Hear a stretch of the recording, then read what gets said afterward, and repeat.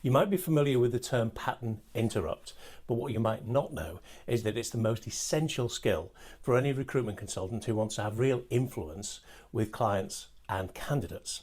Let me explain why. You ever walked up to a door and you push it and it doesn't open? So you push it harder and it doesn't open. So you push it and rattle it and push it and rattle it, and then, and only then, do you spot the sign at eye level that says pull. Oh, it's not just me. Oh, that's it, really. That's the end of the video. No, it's not. The reason that happens is both very simple and very important. People are unconscious most of the time about what they're doing. They run on like autopilot. They run on rails most of the time. And the reason that they do that is because, well, honestly, thinking takes a lot of brain capacity. So most of us don't do a lot of it. That's not an insult, it's just the way people are. So there's a basic rule, the rule of 7, which says that you can only focus on between 5 and 9 things at the same time. So one of them might be listening to me, another might be scribbling down a note, a third is watching the video, and most people are starting to run out of cognitive space at that point. Personally, I've always found that 7 to 9 is a bit generous. I tend to work on it as being about 5 things. And incidentally, by the way, whatever you may have heard or read about the gender differences, there really aren't any. All the latest cognitive research says that there really aren't that many differences between genders. Women aren't better at multitasking than men, basically, is what I'm saying. Now, the reason that that's important, that between 5 and 9 things, rule of 7, the reason it's important is that think about all the other things that are going on around you at any given time. You know, I don't know whether you're standing or sitting or walking around while you're watching this video, but just whatever you're doing, just feel the pressure of whatever's touching the ground, whether it's your feet or your bottom, but just become aware of the feeling of whatever it is, your feet or whatever, on the ground. Now, you're aware of it now because I pointed it out, but a few seconds ago you weren't. Just be quiet for a second and listen to the ambient sounds around you. You've probably tuned all those out while you're watching the video. Hopefully, I'm interesting enough that you tune them out. And that's what happens all the time. So anything that we do repetitively, repeatedly, we tend to develop a habit for them. And it goes as far as decision making. The psychologists call it judgmental heuristics. Think of it as a little mental shortcut. Anything you do repeatedly, you just develop a mental shortcut for it. Your brain and your body gets wired to do certain things in certain ways. There's all sorts of terminology for it. Muscle memory, judgmental heuristics, mental shortcuts, all the same kind of thing. Is that making sense? The general rule is that anything that we do more than 3 times in the same way, we'll just develop a little shortcut for it. And the reason being, basically, our brain wants to make our life as easy as possible so that we can get on with the complicated job of thinking. So if you've walked up to that door and pushed it and completely ignored the sign that says pull, it's probably because the last 3, 4, 7, 10 doors you've walked up to, you pushed them and they opened.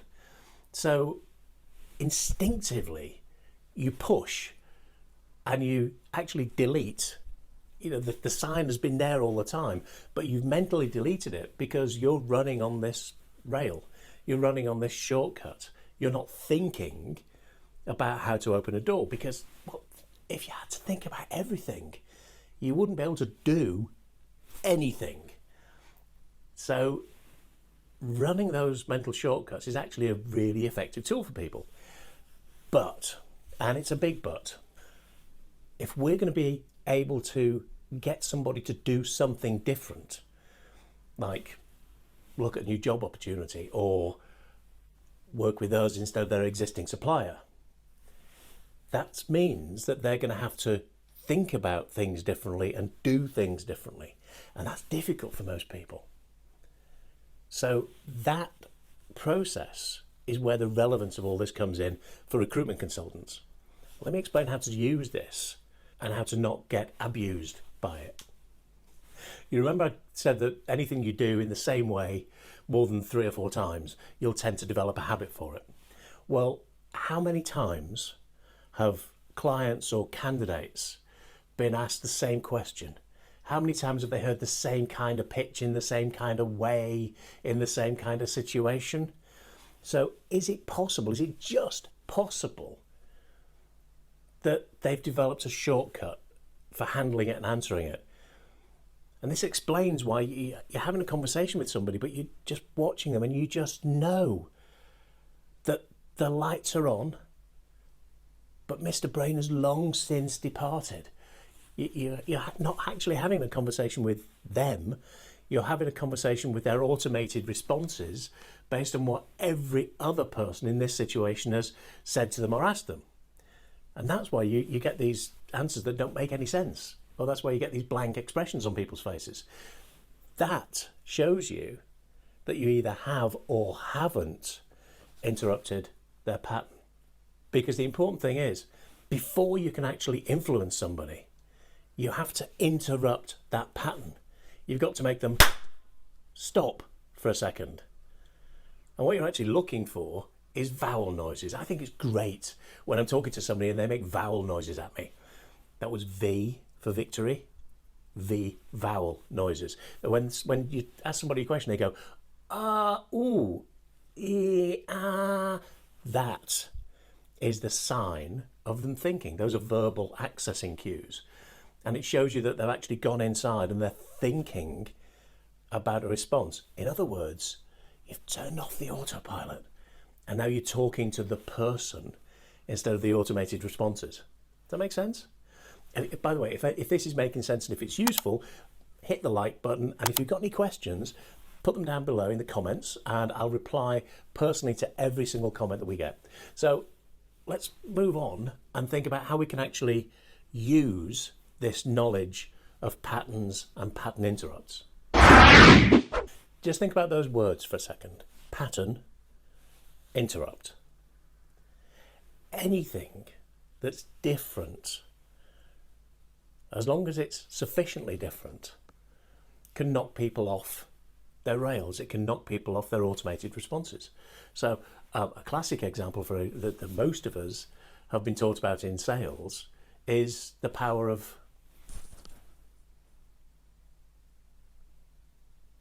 silence. So if you're quiet for a second or 2 or 3, I mean, don't be weird about it. That gap in the video was borderline weird, I know it was. And if I put on a creepy smile at the same time, that would have been even weirder.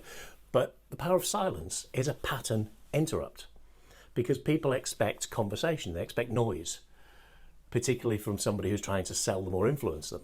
So if you go quiet, I don't mean, by the way, ask them a question, then shut up, first person to answer loses. No, that's cobblers, frankly. But pause before a question. So if we're having a chat and I go,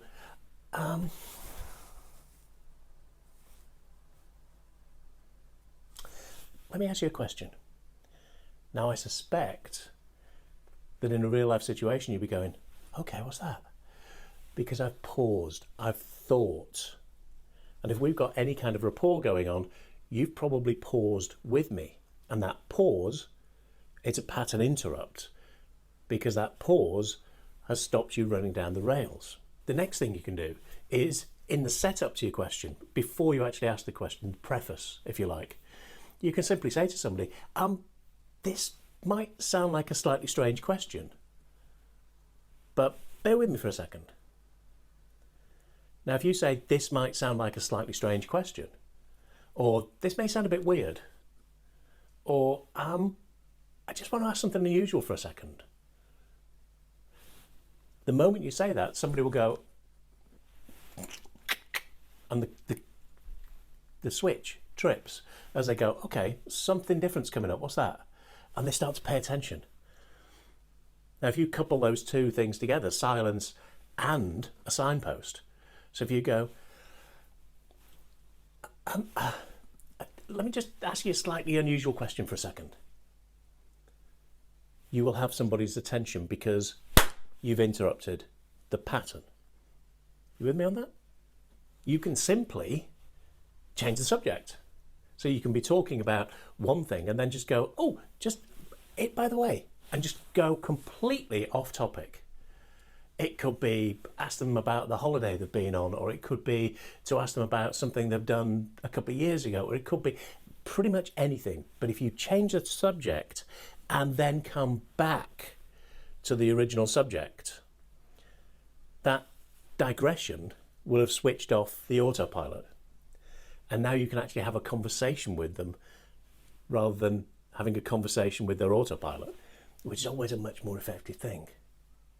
Now, if you want to get really good at all of the strategies of influence, a really good starting place is to sign up for the Billings Accelerator, which is my 7-day program. It's a combination of videos, workbooks, scripts, tools, all sorts of things.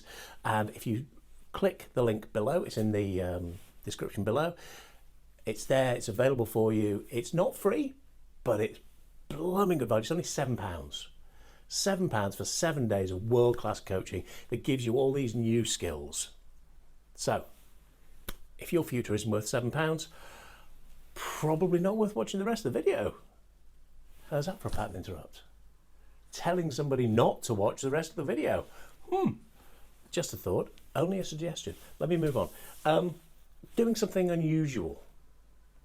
We used to work with a colleague called Matt, and Matt was annoyingly handsome. I mean, imagine that Jude Law had a good-looking brother.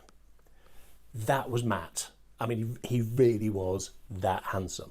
But he was also funny and charming and self-deprecating, and it was great. He was a really lovely guy.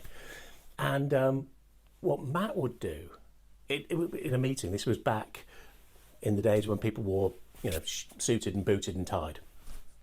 And what Matt would do, if he wanted to take the conversation to a different place, or he wanted to get to the point where he was about to make a presentation to somebody, what Matt would do is just stop for a second, and do you mind if I get rid of the tie? And pretty much everybody would go, oh, no, that's fine. And he'd just take his time and undo his tie and fold it up and put it in his pocket. And then he'd come back to the conversation and go, what I wanted to do was, and he'd go into his presentation, or he'd go into the important part of the questioning, because what he's done there, he just put the conversation on pause, and he's done something unusual in an unusual way. And he's focused somebody, he's got them off the autopilot. It's very simple, very sort of non-intuitive thing to do. But Matt did it the first couple of times by accident, and this is where his genius came in. He did it the first couple of times because he was just, actually the shirt was a bit tight, so he just sort of undid his collar a bit. He'd been pumping a bit. So he undid his collar, and he just very politely asked for permission, and he noticed, and this is the important thing, he noticed that people focused.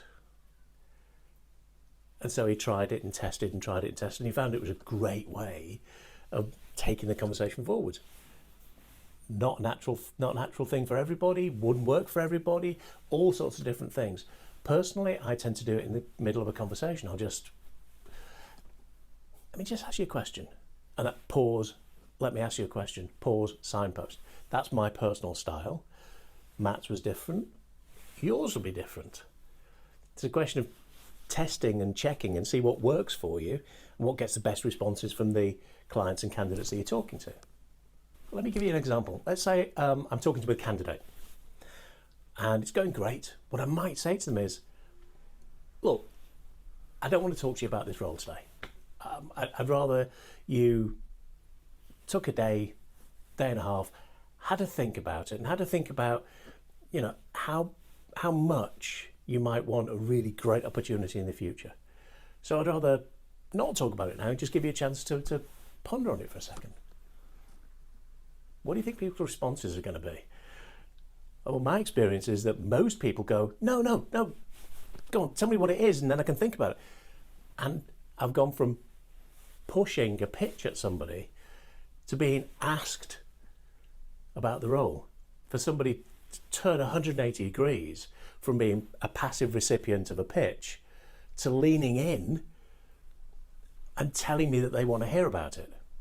Now, that's a big difference in the way your message gets received. I'm sure you'd appreciate that. And exactly the same process works in writing. It works on emails, it works in presentations, it works in your social media, it works in pretty much any context. Say, do something unusual, different, in order to get somebody's attention. You know the old acronym: attention, interest, desire, action, AIDA. Attention comes from a pattern interrupt. It comes from doing something that's unexpected, not necessarily grandiose, not necessarily obnoxious, not necessarily weird, but just something that's unexpected and get somebody to stop, get somebody to either lean in if you're face to face, or make those vowel noises, ooh, ah, ah, ee. And I know isn't a vowel noise, by the way, but you get the point. And whatever medium you're using to talk to somebody, it's always a question of, you can't have an impact on someone until you can have an impact on someone. You can't get somebody to change until you've turned off their autopilot and you're actually engaging with the person instead of their habits. While you're talking to somebody's habitual responses, all you can get is exactly the same response as they give everybody else. If they've told the last 5 recruitment consultants to go away, and you behave and say and do exactly the same as those last 5 recruitment consultants, guess what response you're going to get? That is the importance and the power of pattern interrupts. So it's important.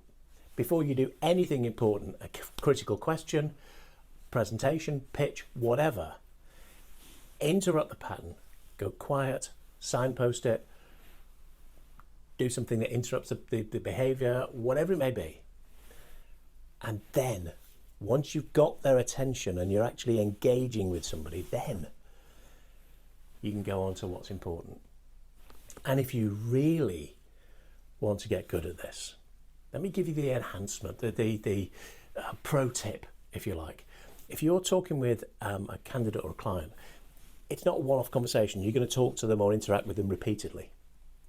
Remember how habits get formed. If somebody does the same thing 3 or 4 times in the same way, it's likely to become a habit. So how do you prep a candidate for their resignation? You get them to tell you exactly what they're going to do and how they're going to do it and what they're going to say and how they're going to say it. And you get them to go through that process 3, 4, 5 times. If you want to prep a client who you know isn't that great an interviewer, go through what they're going to do and how they're going to do it 3, 4, 5 times. Don't tell them, ask them, get them to say it, get them to do it, because then it becomes habitual. And that is how you achieve real influence in the long term. If you like this video and it's been beneficial, and if you've got to this point, I'm guessing you've got some benefit from it, subscribe for more of the recruitery goodness that comes out every week. Hit the notification bell so you get a notification that it's waiting for you, and hit the like and comment. And if you want to take your influence skills further and become better and better at it, remember to download the Billings Accelerator, which is 7 days of top-notch recruitery goodness. You won't regret it. See you next time.